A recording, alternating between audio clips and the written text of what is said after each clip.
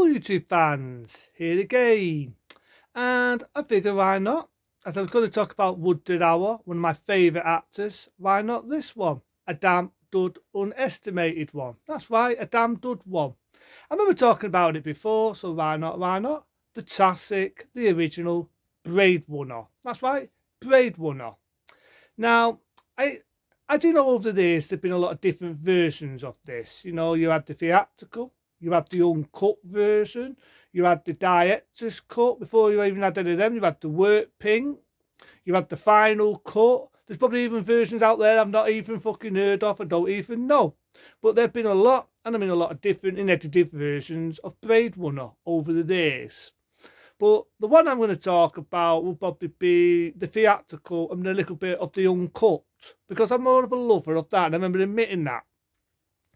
The voiceovers of Harrison Ford did not bother me. The sloppy ending where he dives off in the sunset, and they use a little bit of the opening of The Signing. If you look at your history, the ending where Harrison Ford dives off with his woman and they find about in that faulty car, and you hear that dee dee dee dee, that well-known store, and you see diving and you see the mountains far up.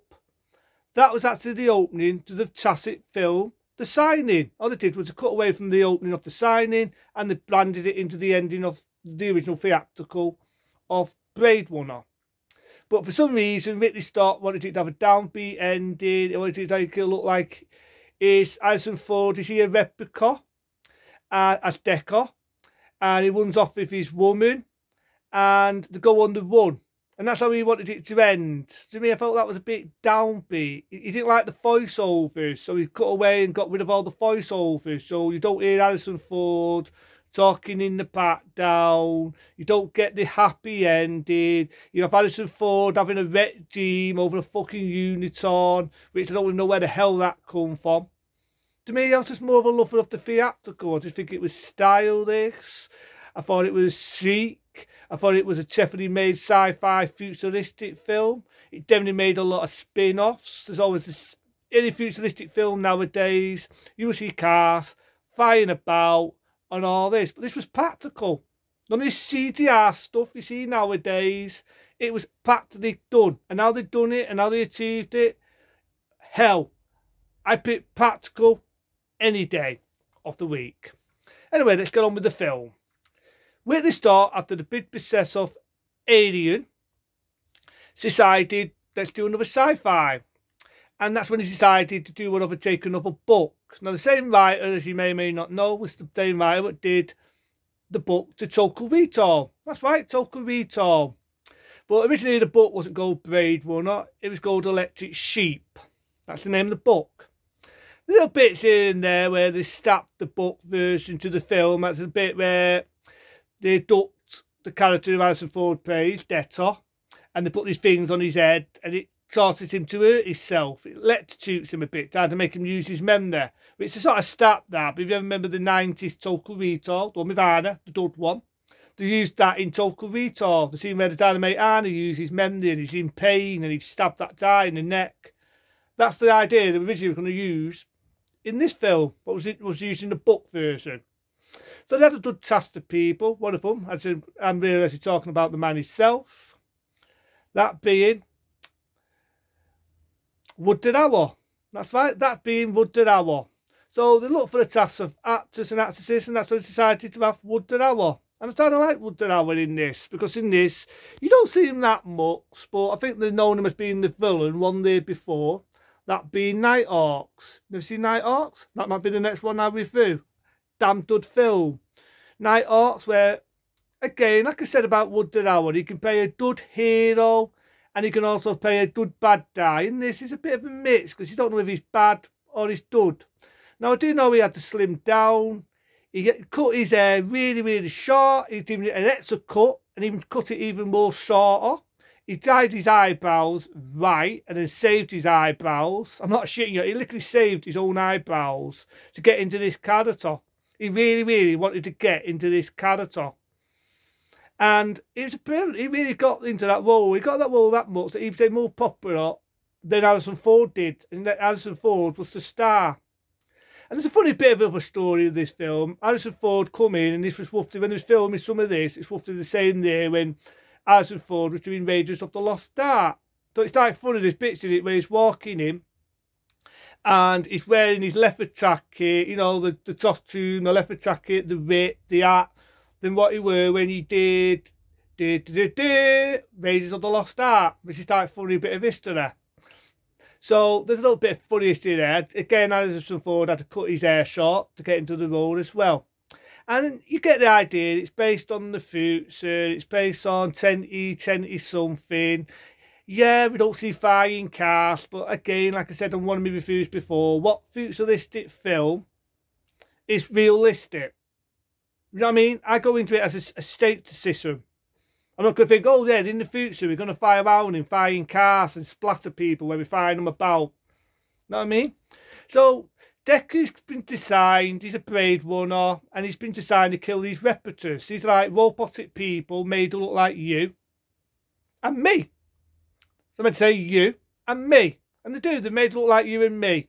And he's basically killing them. He's done a bit of science fiction where he shoots this ship on, he shoots her again in the back. Again, you get the voiceovers of that where he says, I don't get joy in doing this. And I don't like that, because you get the idea what's going through his mind when he's doing it. When he did have the voiceovers, the bit where he shoots the fucking, that stripper fucking woman, it just made Harrison Ford look like a cold-blooded bastard.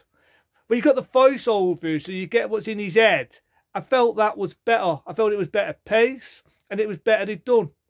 Again, they used range shots. It was done on set. The set looked beautiful. It was dark. It was miserable. And that was the way they started the vision of the future. He even said that in the original making back in 1982. He said that back in 1982 in the original making, that's how we saw the future.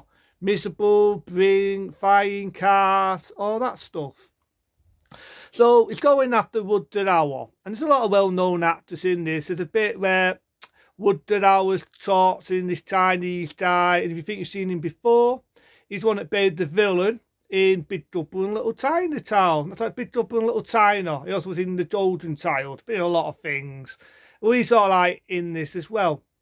And I do know there's a lot of deleted scenes in it, which is a damn shame, because we never got to see them. But there was a lot of deleted scenes, and there's also bits I'm going to mix in with the uncut version here, where the scene where Woodard Hour kills a guy, and you got the idea he cusses his head. On the uncut one, he actually shouts his poor fucker's eyeballs out, cusses his head.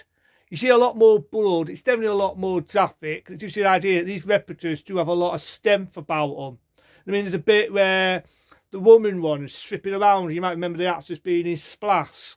And she strips around, she puts her head in boiling water, she puts her hand, different film, she puts her hand in boiling water and throws it at that guy, and it doesn't burn his hands. You've got the idea they have the strength, but they don't live long, they die.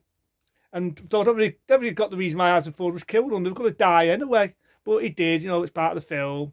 And he falls in love with a girl who is a replica. You know what I mean? I never bought the shit that Harrison Ford was a replica. Shoot me.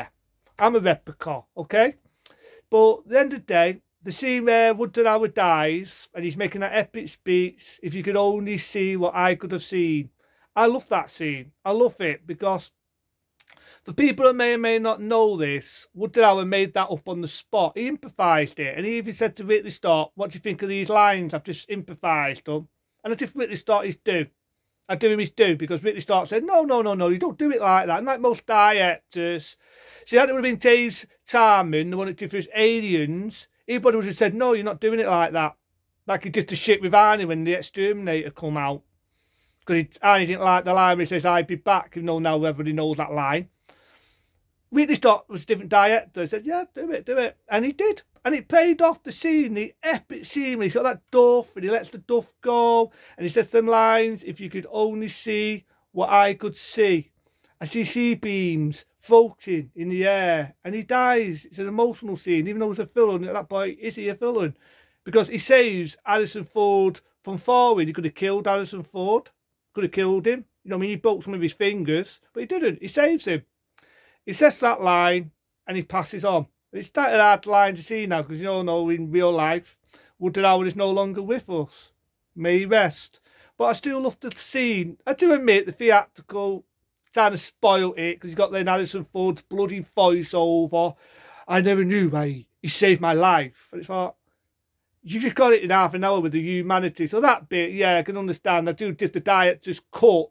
I'll give it leeway on that bit. I do felt, yeah, we didn't need Harrison Ford going on about, I never understood why he saved my life. But at this moment in time, he was getting emotion. I'm thinking, yeah, I think with the epic lines like Woodard Howell was saying, I think it's pretty obvious he was getting blood in emotion. But that's only a little bit of nitpick on the theatrical. But I just love the scenes of Woodard Howell. It's a damn good film. It's a good sci-fi film. Sad to say it didn't make money, because at the time they thought, oh, Harrison Ford, it's going to be like a Star Wars film. Shoot laser guns and all that. And it wasn't. What you got was a straightforward science fiction, futuristic film. But over the years, as I already just said, they made different versions of it. It became a cult hit. It's now a classic. Everybody knows it. They've even had pop videos imitate it. Back to the Future Part 2 imitated it. Every futuristic film you see nowadays imitate it. That being the classic from 1982. Blade Runner. Until then, I'll see you soon.